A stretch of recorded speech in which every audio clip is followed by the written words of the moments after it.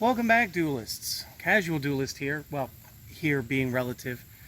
This is actually one of my favorite places to come when I want to think. Sometimes I come here to go fishing. Sometimes I just come here to be by myself and do some deck ideas. Also, I did promise this. Uh, you guys said at 1,000 I should show you guys what I look like, so here I am. Uh, anyway, I'm going to see you guys back at the studio so I can thank you guys properly.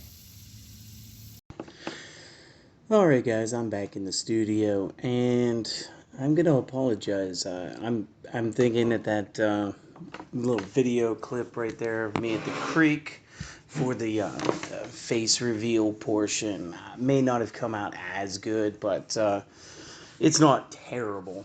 Um, so that's the thing. So let's get down to what we really wanted to talk about today. What I really wanted to talk about, and that was first off, this is going to air on August 23rd, 2021, which is the 1 year anniversary of me creating my channel for YouTube back in 2020.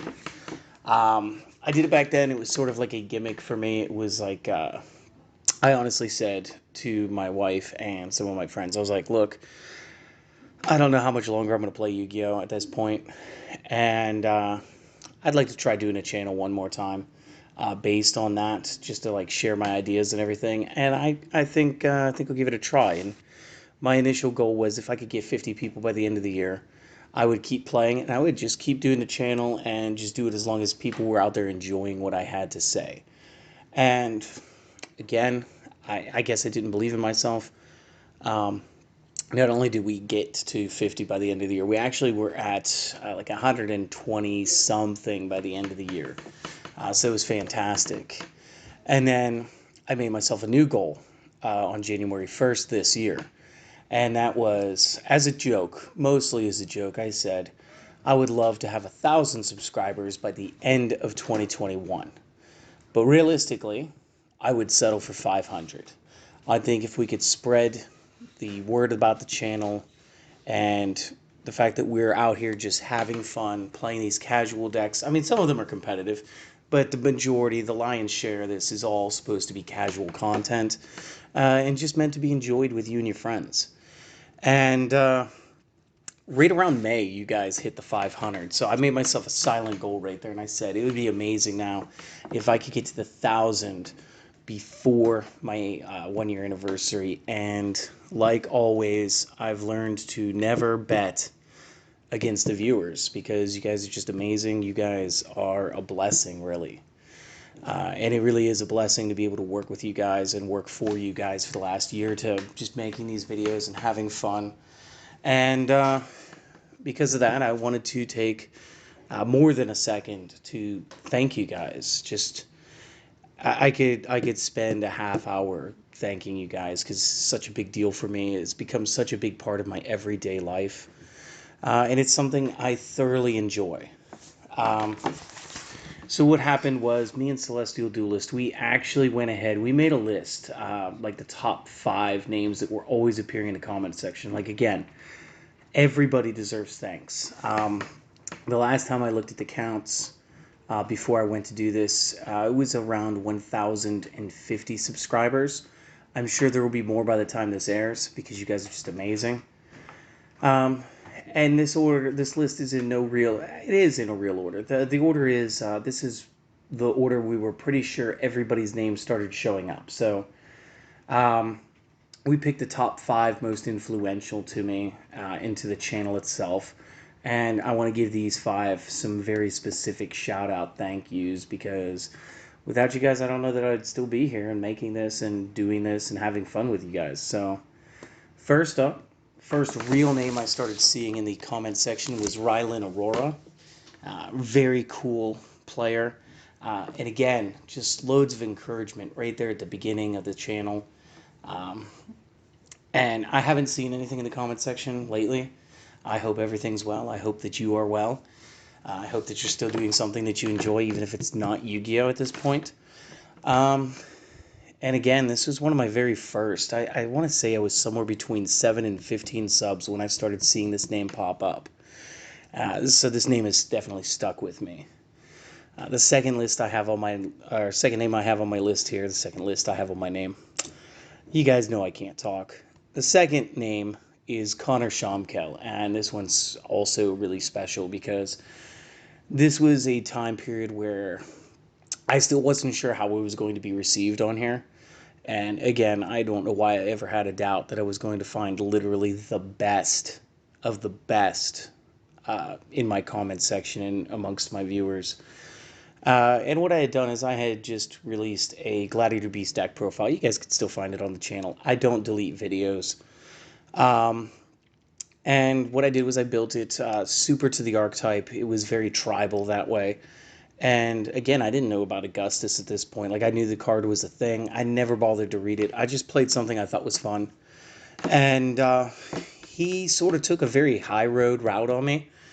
And rather than, tell me my deck was no good or wow, I could beat you in 5 turns or less or anything like that, what he did was he suggested that I try out his version. And not only did he say that, he put it in the comments section. He gave me an entire deck list to try out. And so I said, you know what? It's not every day somebody gives you a whole deck list. Let me go ahead, order the cards I'm missing. I did. I started play testing it. This kid's a genius.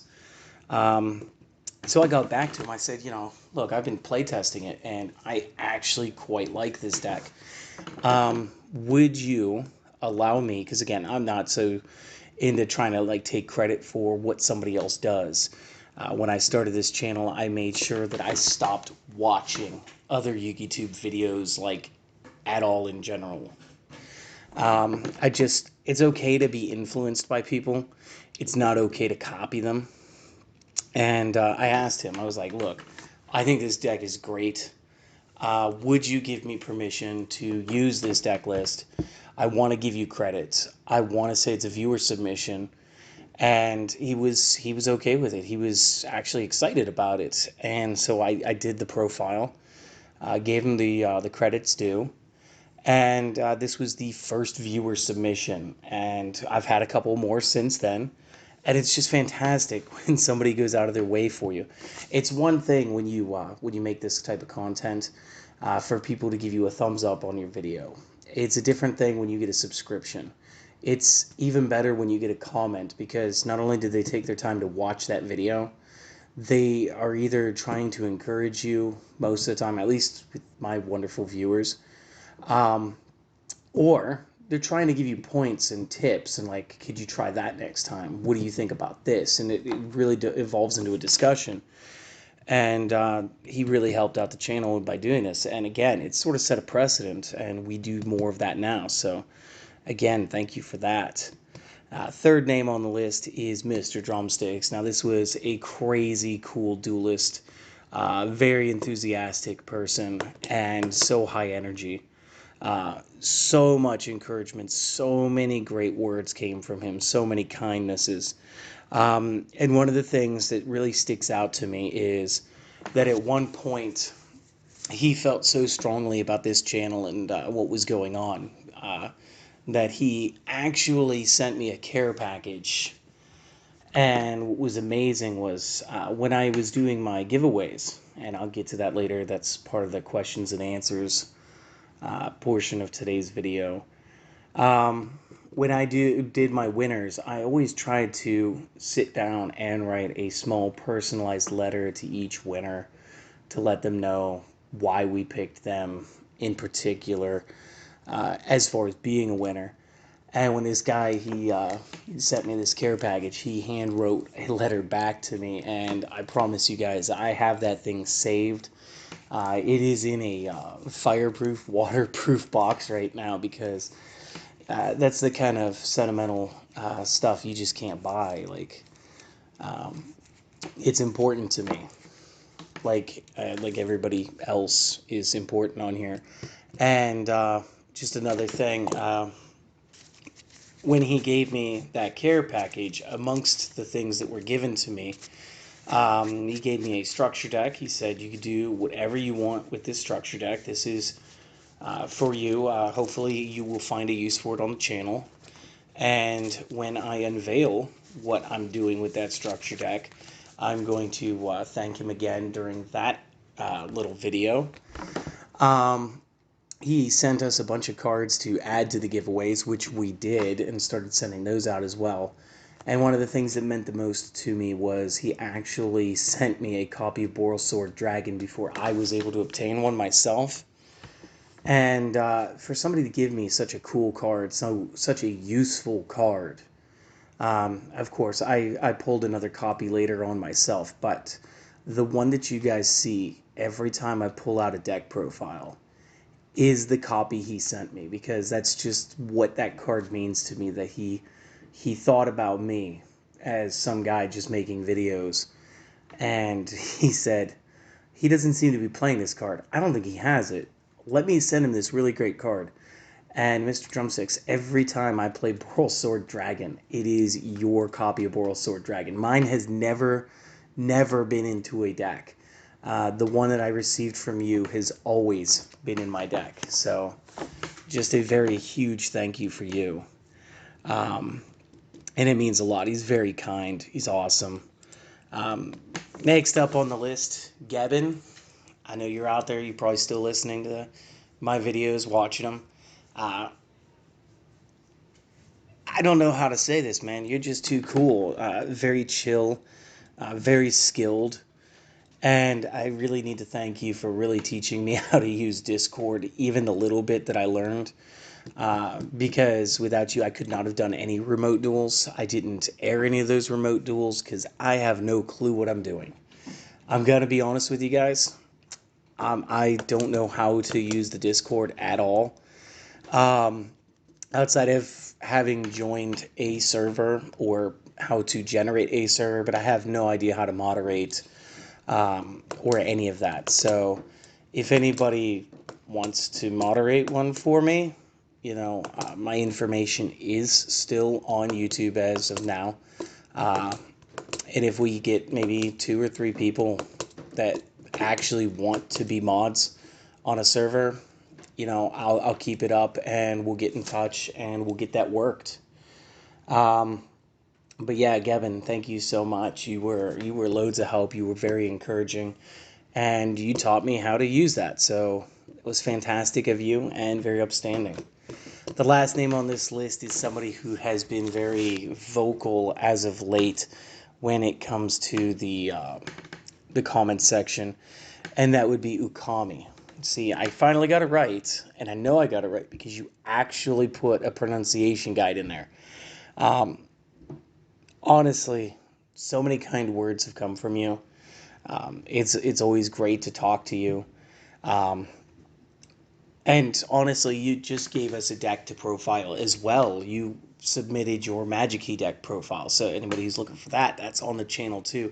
And again, that comes from Ukami. So it's very cool, very now. And I look forward to maybe seeing another couple of decks from you here in the future that maybe we could put on the channel with your permission, of course. And I think that'd be great. But again, it's not that these 5 are any better than anybody else, but you guys might be. I don't know. It's just these are the 5 that have made the biggest impact. There are so many other people I've had small conversations with throughout the comment sections. I've talked to them for a month or two, and then names, they just sort of cycle in and out. But these 5 are the 5 that stick out the most, which is why I wanted to thank you guys. So one more time, that is thank you to Rylan Aurora. Thank you to Connor Shomkel. Thank you to Mr. Drumsticks. Thank you to Gavin. And thank you to Ukami. Again, never bet against the viewers. So the other thing I promised, sort of, ish, besides saying, yeah, okay, I'll show you guys my face. You guys want to see my face. And somebody mentioned, well, maybe you should do it at 1,000. Well, we did 1,000. The other thing that was asked for at about that same threshold was, would I answer some questions that were asked? And I actually do as good a job as I think I can of getting back to every comment that you guys leave. Very rarely do I miss one, but yes, it happens. It happens all the time, I'm sure. Sometimes my phone doesn't get the updates or whatever, or I don't know. I look at it, I get busy, I think I've answered it, and I move on, which is unfortunate. But I did take the top 10, and this was helped with Celestial. We went through all the questions from past emails, past comments, and some of the people that have talked to me on the Discord. Um, and what we did is we created a top 10 questions. So I'm going to answer these as best I can, and I hope this is okay. So question number one. When did you start playing Yu-Gi-Oh? And what is Underground Yu-Gi-Oh? Good question. I started playing like right around 2001. We started by playing just Japanese cards from like the OCG. Um, my friend imported a bunch of them. It was super cheap. The kid had a crazy allowance. It was great. And then he also found a website which just had all the translations. And I know the next question is going to be, well, what was your deck? I'm more than happy to tell you that right now. So I was playing because the structure decks or starter decks back then were just so obscenely good in Japan. Like you had Cyberstein, Megamorphs, Blue Eyes Ultimate, and Crush Card, all in like the original Kaiba deck or whatever. And so I played like Stein Crush. It was amazing. Um, and then when all these cards came to America, they were just super expensive, or they weren't released for a while until they were like basically irrelevant. Um, and it is what it was. Um, and then I found out in like mid '02, it's like April, May, because it had been out like a couple of months. I was actually at school and I saw some kids in the lunchroom. So I'm not sure if this was the preschool breakfast crew or if we were actually at lunch because it's been some years. And I saw them actually playing the cards, but I could, like, obviously I could read the cards. And I was like, oh, I know that card. That's so, whatever. And they're like, no, it's Neo the Magic Swordsman, or it's Trap Hole, not Pit Hole Trap, or whatever. And because again, our translations weren't the best. I don't even think they were the right translations. The effects were right, but I don't think the names of the cards were.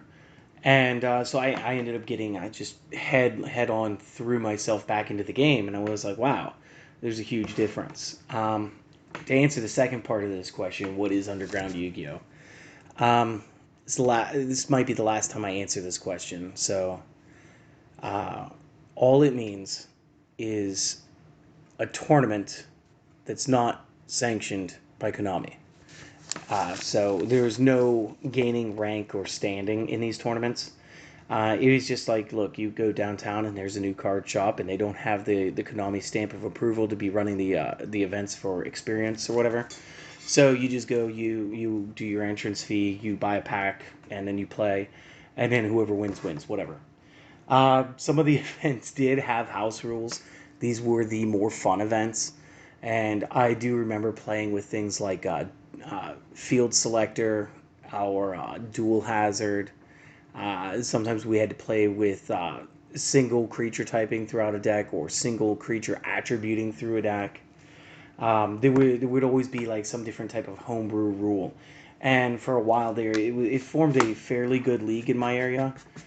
We had somewhere in the neighborhood of about 300 players at most, and then after that, everybody just sort of stopped. They moved. They moved on. People actually moved.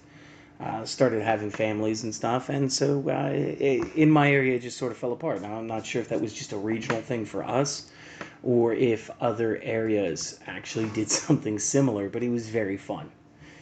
So that will close that question out. The next question here is, what is your favorite summoning type?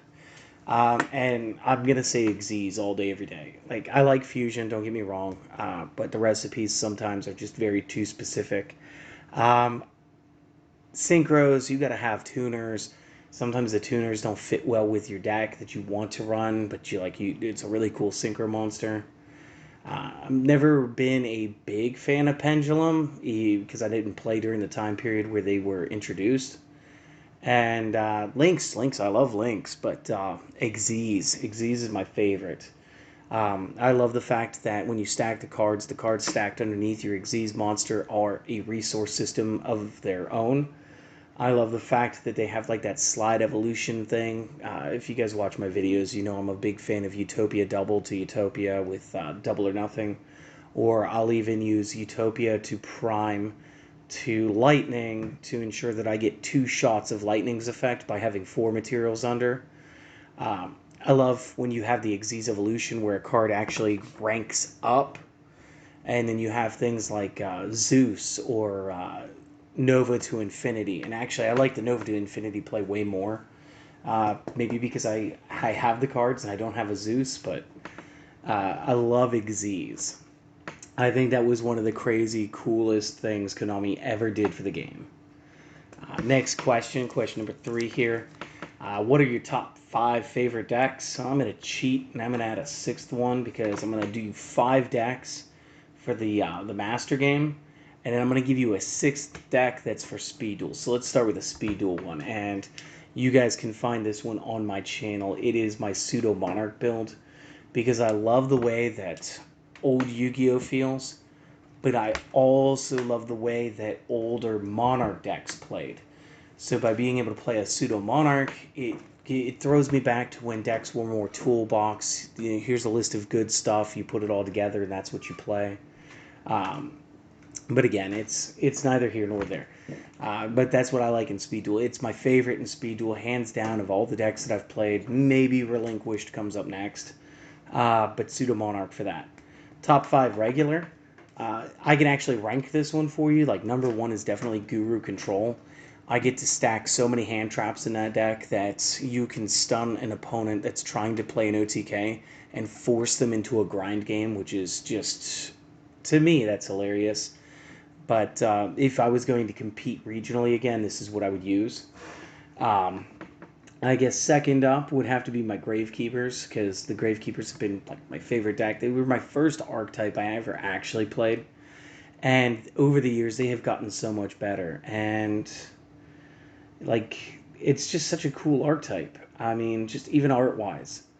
Next up would be Chaos, and Chaos, not counting the Toon Chaos stuff because I don't own it yet, because I'm very lazy, it turns out. And it was just because, like, as long as you had light and you had dark, you had a Chaos deck. So you could play different variations of Chaos Stun, like with Dimensional Alchemist back in the day, which is fine. Battle Fader, fine. Doors, fine.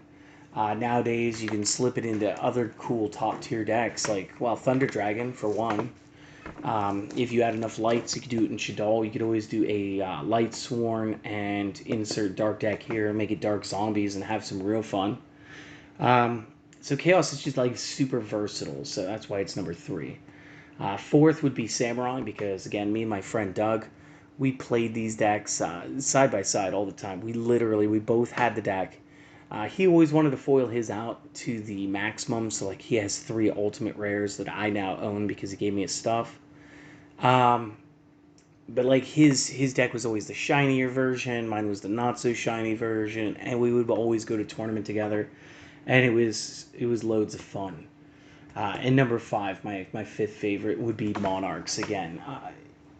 I still like them. I think that it's good that you can play like regular Monarch, Mega Monarch, Speed Monarch, Vanity's Monarch. There's just so many things that you can do with it. It's still versatile. It's still a deck that you can play at a regional, at least a local level, maybe a regional level for like $30 for the most part. It's super budget, and again, it comes from the time period since I played throughout the whole game. Like, when me and my friends were enjoying the game the most, Monarchs were always a presence. So maybe it's part of the nostalgia goggles too. Up next, have you ever done YouTube before? I'm going to guess whoever asked this may have recognized my voice. I've tried YouTube 3 previous times. Twice for Yu-Gi-Oh! Once solo, and I was so bad. I was literally holding like a dollar store camcorder in one hand and trying to flip cards in the other. It was terrible. And my decks weren't very good either at the time. And the second time, it was more of a team event. We had created a team, and we actually got pretty big. I think we had like 17 members that time. And through a bunch of unreconcilable differences. The team basically fell apart. Everybody stopped playing. Definitely stopped playing together and actually moved to different games. And I'm guilty of being one of the people that moved to a different game for that time period. I think I went back to Magic or something else. Um, and yes, I did work on a Pokemon project once. Um, and again, I kind of get disheartened when I didn't go anywhere good with it. Um, but, you know, live and learn, and as long as you grow, then there's no wrong path to be taken. So I don't look at them as mistakes. I learn as those three. I look at those 3 times as great learning lessons for myself. So I'm glad I did it. Um, and yeah, I would do it again if I had to. Next question: do you play other card games?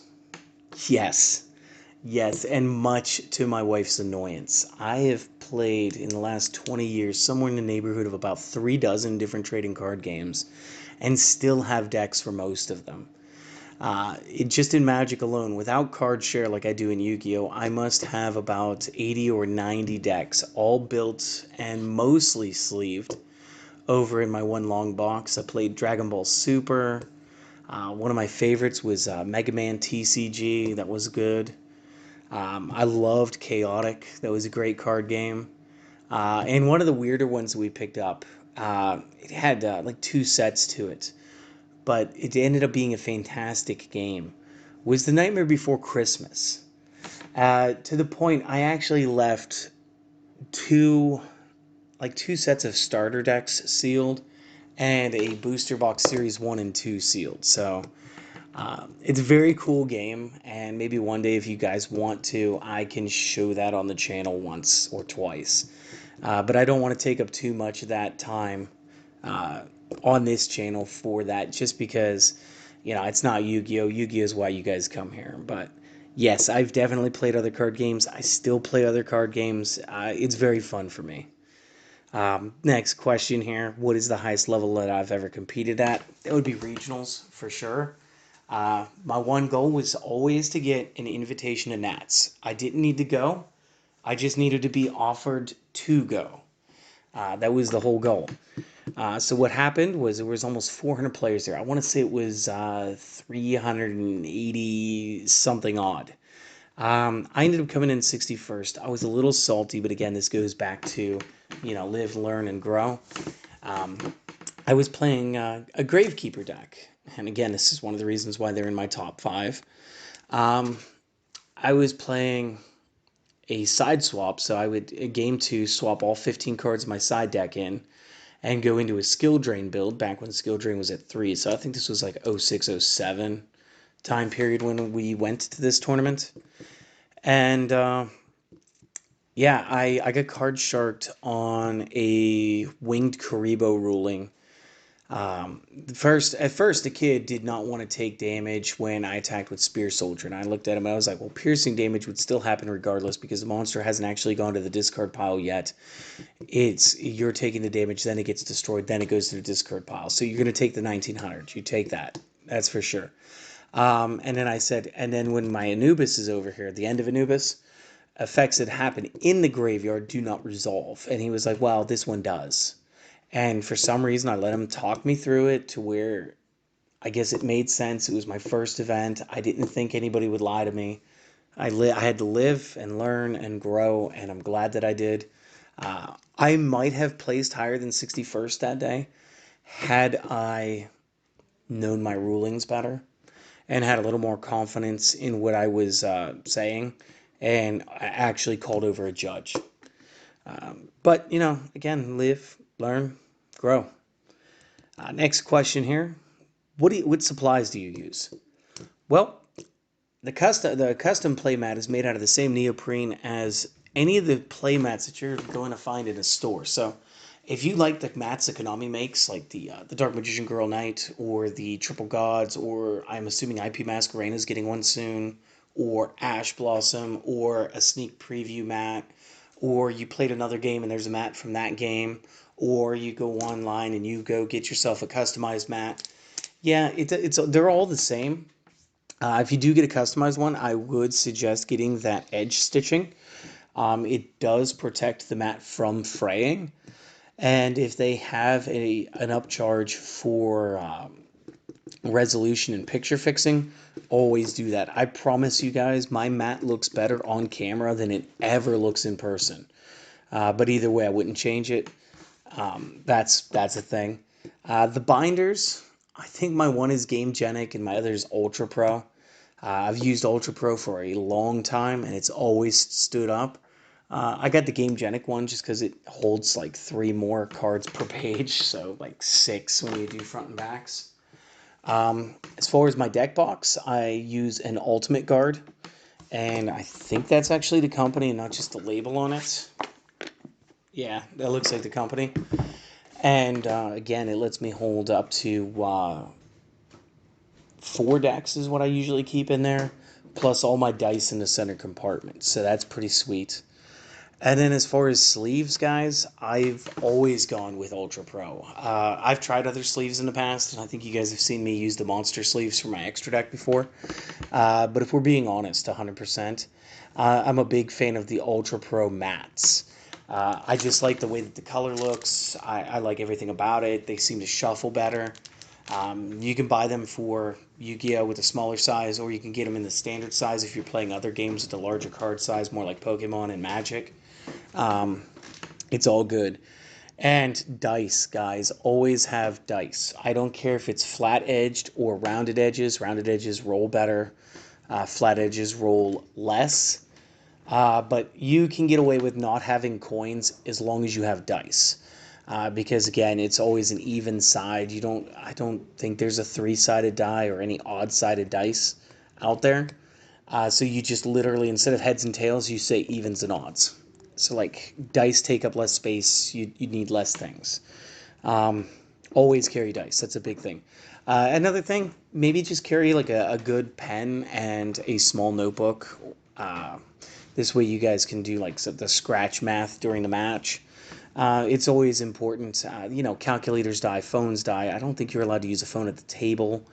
But a notebook, you can take notes based on what your opponent's played. I think that's still allowed. And additionally, since you're doing all the life transactions, you guys can roll back the match if you need to, if there's a play that was in question. So that's always good. Question number 8. What happened to your giveaways? Okay. I knew I put this one on here, and I knew I put it later because I wanted to address this one a little bit later. What happened to the giveaways was I temporarily put a halt to them. I'm currently discussing, we'll say, why 3 of my prizes never arrived to the winners. So me and the post office are not exactly seeing eye to eye right now. I paid for tracking. They cannot track the products. They're telling me they never existed. I've shown them the receipts. They don't believe me. So I've contacted those players at least 2 times, I believe. Maybe I'm wrong. I can always be wrong. I am human. But I will contact them again when I resend them again, because I've sent 3 times now. Tried to send the same types of care packages to them. And until I get confirmation that my last 3 people actually received what was sent to them, I'm just not going to further increase the headache by trying to send more. So as soon as I get this sorted out, and I hope to have that done soon, we'll go back to doing that. We'll go back to picking between 1 and 3 people every week based on the comments, picking the ones that we enjoy the most, and sending them out a care package if they wish. That was always a big thing for me. I always like to value people's time. You guys come in, you guys watch my videos. A lot of you leave a thumbs up. A lot of you like to comment. That's extra time you guys didn't have to give me. So I do not feel bad at all for sending you guys a couple of cards that were just extra foils from a box opening that we did, or we bought a collection and there were some good shape foils, but they weren't things that we needed within the team. And we like to package those up, and as a thank you, I like to send those out to people. who go that extra step and leave me a nice comment or a funny comment, or call me on my stuff if I said something wrong.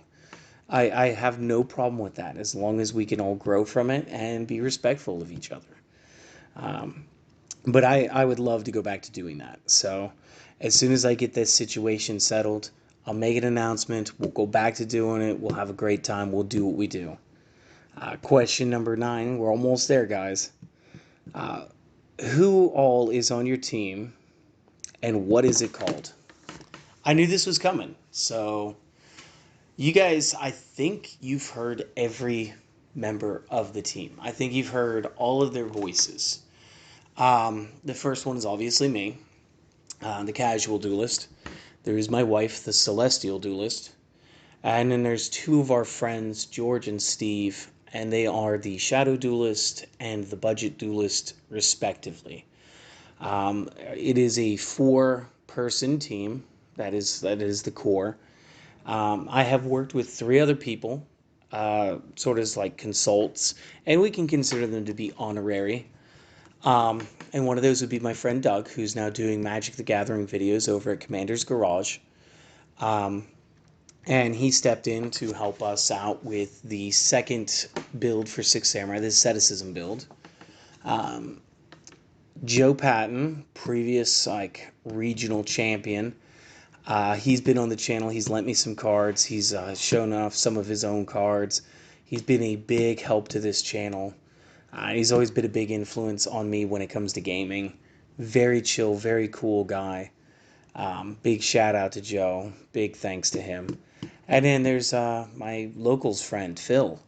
And this guy is the hookup. This guy is legit the hookup. So I'm always trading to get deck cores off of him. He helped shadow write 2 of my recent decks, and I believe I shouted him out for those. One of them being the... I'm going to forget what they're called now. Okay. Yeah. I don't remember what the deck was now. And he's actually going to be helping me here with the Utopia build here shortly. Whatever Lulu is. What is Cyber World? Virtual World. There we go.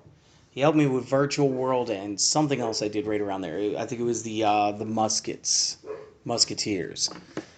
So that was a small aneurysm averted. What's the team called? The team is called Duelist Alliance, which is why we all took a name that is something Duelist. It was fun. It was just kind of a joke. And honestly, if we do get somebody who doesn't mind helping out moderate a Discord server, I'd like to consider you guys all members of the Duelist Alliance, because you guys are on this journey with me just as much as my teammates are, sometimes more so. And if we can get a couple people to step in and moderate and really run that, I think that we should just do that. That'd be very cool. Last question is, if it wasn't a Yu-Gi-Oh channel, what would you be doing on YouTube? Whew. Well, this one's actually very easy, guys. It would be Pokemon VGC, video game championship style videos and stuff. This is something I had tried to work to, like I hinted at earlier with my previous times on YouTube. So, reasons why.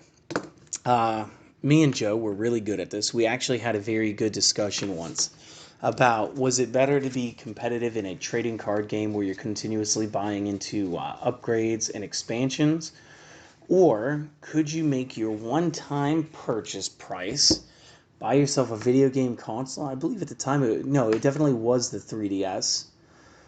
So you buy a 3DS, you buy the Pokemon game, and you just have an internet connection. So as long as you have those 3 things. Now, again, you can pretty much count out the internet connection because just about everybody considers that to be a basic need anymore. So you're really just buying the video game and the system. So and let's just say it's like $400. Let's round it way up. Is $400 once, and then a $50 every so many years when a new game comes out.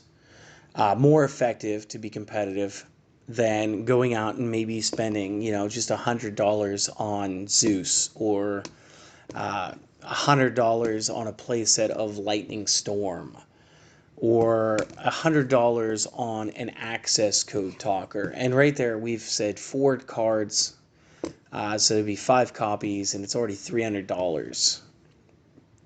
So we made that discussion, and for a while we played Pokemon. And one of the things that got me was I got really good at the breeding. I could produce the correct hidden powers, the best stat spreads. I got very good at it.